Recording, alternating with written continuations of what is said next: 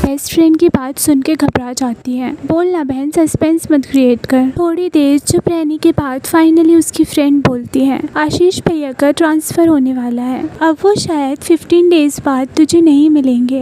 प्रिया बिल्कुल चुप हो जाती है, उसकी आवाज़ जैसे कहीं गायब हो गई हो। प्रिया की बेस्ट फ्रेंड उसे समझाने की कोशिश करती है, देख प्रिया, ऑनेस्टली भैया सबके साथ ऐसे ही बिहेव करते हैं, ही इज़ वेरी काइंड और भैया बहुत एथिकल है, रोमांटिक फीलिंग फॉर पेशेंट हो ही नहीं सकता। प्रिया की आंखों में फिर से आंसू भरने लगते हैं और वो धीमी आवाज़ में पूछती है, कहाँ हुआ है उनका ट्रांसफ़र। प्रिया की बेस्ट फ्रेंड उसे बताती है कि आशीष का ट्रांसफ़र दूसरी जगह हुआ है, दूसरी सिटी में। यहाँ उनकी फैमिली में से कोई भी नहीं है और अब शायद वो यहाँ कभी नहीं आएंगे। प्रिया जवाब देती है, ठीक है, मैंने कुछ ज़्यादा ही सोच लिया था। फिर प्रिया की बेस्ट फ्रेंड उसे धीरे से समझाती है, और देख उनके सामने बार बार मत रोना, वरना उन्हें लगेगा कि उन्होंने तुझे हर्ट किया है। वो तुझसे भी बड़े ओवरथिंकर हैं, बस न्यूट्रल रहने की कोशिश कर। प्रिया हाँ बोल के फ़ोन कट कर देती है। शायद जो प्रिया फील कर रही थी वो किसी को एक्सप्लेन नहीं कर सकती थी। उसकी फीलिंग्स इतनी गलत कैसे हो सकती हैं? अब वो कैसे जान पाएगी कि उसने जो भी कुछ फील किया था वो सच था भी या नहीं? और इन सारी बातों के बीच सबसे बड़ा डर, क्या वो उन्हें कभी देख भी पाएगी या नहीं? वो कई बार फ़ोन उठाती, कभी कॉल करने के लिए, कभी टेक्स्ट करने के लिए, लेकिन हर बार रुक जाती। एक अजीब सा डर उसे रोक लेता। अब उसके पास वेट करने के अलावा कोई ऑप्शन नहीं था। इस बार के 15 दिन तो जैसे 15 साल लग रहे थे। एंजाइटी, डिप्रेशन और इमोशनल अटैचमेंट के बीच धीरे धीरे 15 दिन निकल जाते हैं। सुबह प्रिया खुद को समझाती है,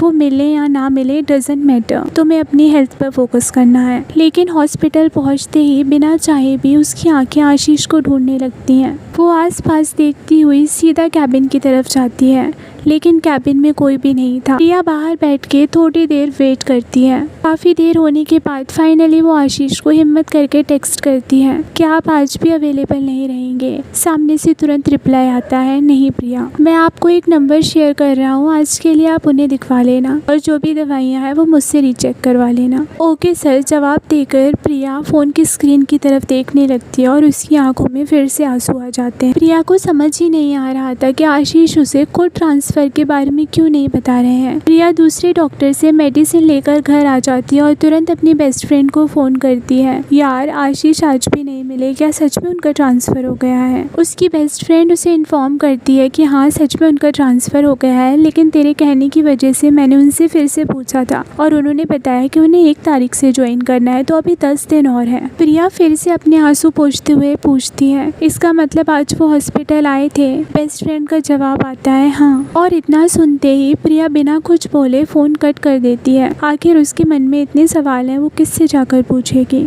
उस दिन प्रिया फिर से हिम्मत करके मेडिसिन का बहाना लेकर मैसेज करती है, सर ये मेडिसिन ठीक है ना? वहाँ से जवाब आता है हाँ, इन मेडिसिन को 15 की जगह 20 डेज़ कंटिन्यू कर लेना। प्रिया बहुत कोशिश करती है अपने इमोशंस को छुपाने की, लेकिन ना चाहते हुए फिर से पूछ लेती है, आप आज क्यों नहीं आए? प्रिया मैं थोड़ा बिजी था, वैसे दूसरे डॉक्टर ने आपको प्रॉपरली ट्रीट नहीं किया। प्रिया जवाब देती है, ऐसी बात नहीं है। इसके बाद आशीष गायब हो जाते हैं, उसका मैसेज सीन पर छोड़कर। प्रिया काफ़ी देर उनके टेक्स्ट के रिप्लाई का वेट भी करती है। अब फ्यूचर के बारे में तो छोड़ ही दो, प्रिया के अंदर सिर्फ एक ही डर था और एक ही चाह कि बस मैं उन्हें एक लास्ट टाइम देख लूँ। इन्हीं सारी चीज़ों के बीच प्रिया के एग्ज़ाम भी स्टार्ट हो जाते हैं।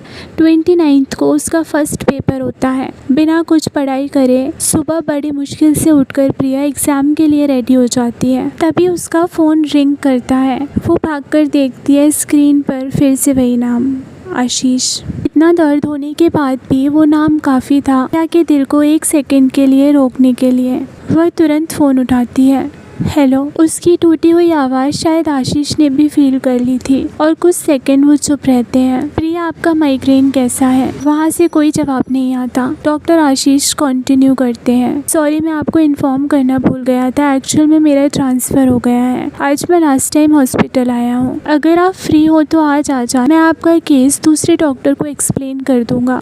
सर आज मेरा एग्ज़ाम है, कितने बजे तक? 11 से 2। ठीक है, आप एग्ज़ाम पे फोकस करो, मैं ट्राई करूँगा रुकने का। एग्ज़ाम के बाद आ जाना और आने से पहले टेक्स्ट करके आना। जैसे तैसे एग्ज़ाम लिखकर प्रिया सीधा हॉस्पिटल की तरफ भागती है बिना कोई टेक्स्ट करे। हॉस्पिटल के अंदर एंटर करके उसकी आंखें सिर्फ आशीष को ढूंढ रही थी, इधर उधर सब जगह देख रही थी। तभी आवाज़ आती है प्रिया। वो तुरंत पीछे मुड़ के देखती है। इस बार आशीष नहीं थे। ये आशीष का वही फ्रेंड था जो उस दिन प्रिया और आशीष को देखकर स्माइल कर रहा था।